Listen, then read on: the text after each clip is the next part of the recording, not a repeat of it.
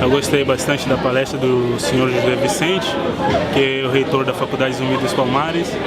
Eu sou até meio suspeito porque eu fui um dos alunos da Zumbi dos Palmares, né? E cada vez que eu tenho essa oportunidade de encontrar com eles, tanto na palestra, tanto nos eventos, me alegra bastante, porque me ensinou a ser quem eu sou hoje. Respeito é pra quem tem, pra quem tem, pra quem tem. Respeito é pra quem tem. E é uma ótima tática, porque em grande medida, quando a gente faz essa remissão do que estamos fazendo aqui e o que o Zumbi faz e fez lá atrás, dá a dimensão do quanto cada um de vocês, hoje, nessa tarde, é também um Zumbi dos Palmares, né?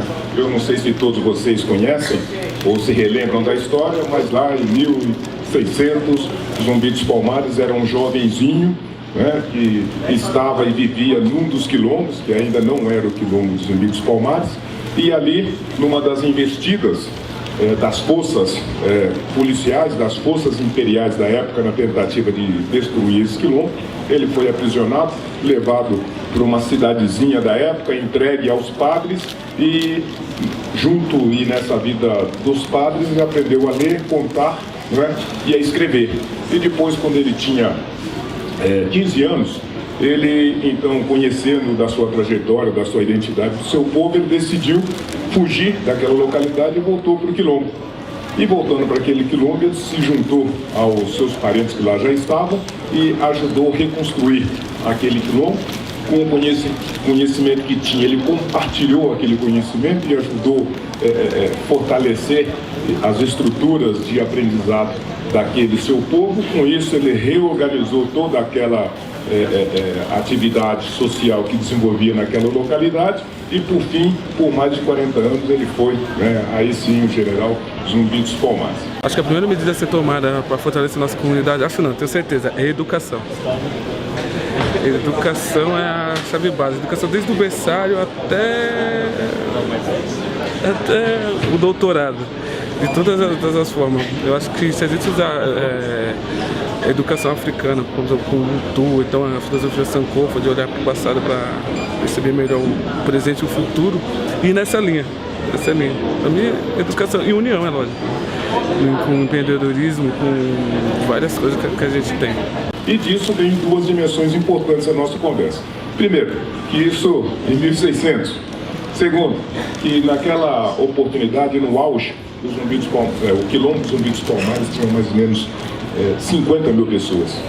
50 mil pessoas, naquela época, era praticamente os números da cidade de São Paulo, naquela época. E naquele quilombo, juntavam-se os brancos, juntavam-se os negros, juntavam-se os indígenas, juntavam-se mouros, os muçulmanos, enfim, todos que tinham interesse e desejo de construir uma sociedade estruturada em cima de valores civilizatórios, da liberdade, da igualdade, do respeito à pessoa humana, corria e fugia para essas localidades. E dali se estruturou, talvez, o primeiro caminho de tentativa de construção de uma nação e de um país estruturado em cima desses valores da liberdade, da igualdade e do respeito às pessoas. Hoje eu tenho a oportunidade de estar no mercado de trabalho graças ao trabalho que a Zumbi dos Palmares vem fazendo.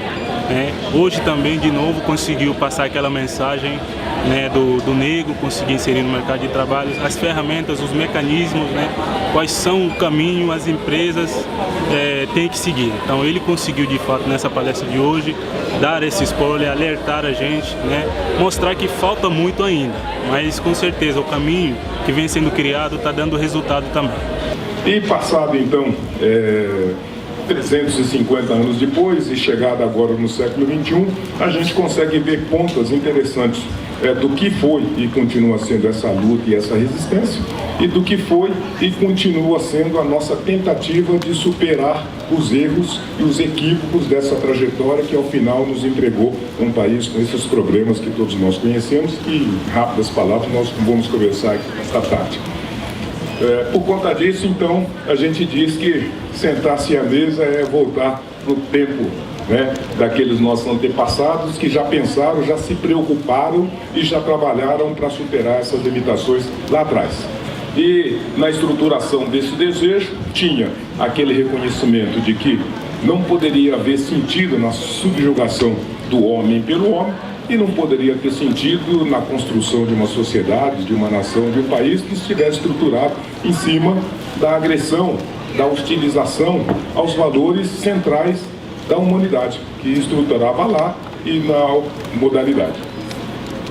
Mas isso aconteceu, e para que isso acontecesse, a gente pôde ter no suporte desse estado de coisas o nosso estado de direito que se estruturava, o nosso pensamento filosófico que embalava, a nossa perspectiva e o sentimento do sagrado da religião que adequava, e depois uma ação e uma posição política que recepcionava esse tipo de coisa e que permitiu então que ao final nós nos constituíssemos numa nação de senhores e escravos até 100 anos atrás, do ponto de vista histórico, nenhum outro. Muito que bem, findo isso, nós iniciamos o processo de tentativa de modificação, de transformação dessa situação histórica, e para isso nós primeiramente construímos a perspectiva da abolição da escravatura, e como vocês sabem, é uma abolição estruturada em 2 parágrafos de lei, né?